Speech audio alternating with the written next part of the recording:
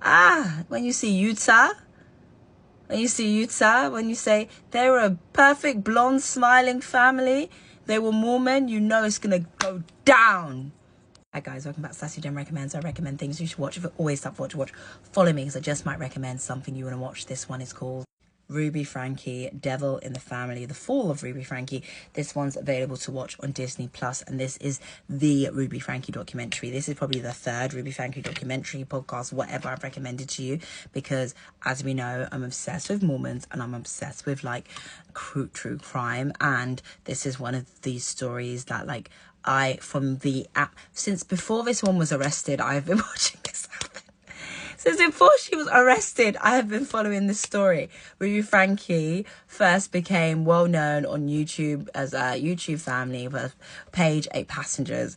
It soon occurred to lots of her watchers that her behaviour towards her children felt inappropriate and somewhat abusive. So there was a worldwide kind of cancellation of Ruby Franke. A lot of her videos were being posted, and then she started to delete her videos, and it was like, oh, okay, she's gone. And then it felt like she had like joined some sort of other family, and people like, where's her husband, where's this child, where's all these people happening in her life?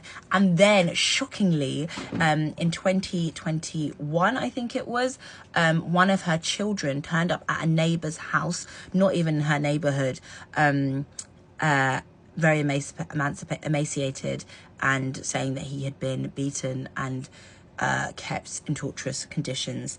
And that is really when the downfall began. And you're thinking, Satima, you already have so much information, how could you get more? This documentary gives you more. It gives you more.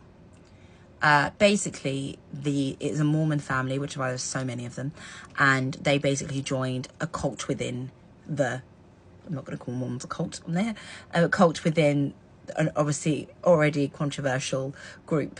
So yeah, what I found really interesting about this doc, what I really liked about it, and I guess no spoilers, so you can come back, save and come back. I liked it very the kind of filmmakers every so often would say to like Kevin, because they interview her husband, and they're like, did you really believe that?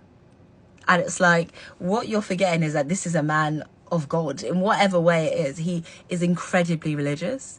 He's like, did you still love your wife? He married her when he was a virgin. That's the only punny he's ever had in his life. Okay? When she comes out of prison, he will be waiting. He's divorced her, but only because of the optics. Okay? That's very, very clear. All right? And like every time they're like, did you really believe that woman was this? You really believe? Yes. They're religious. And I think it's really interesting as sometimes like filmmakers, and I work in film, I work in documentary, and it's very rare you're going to find someone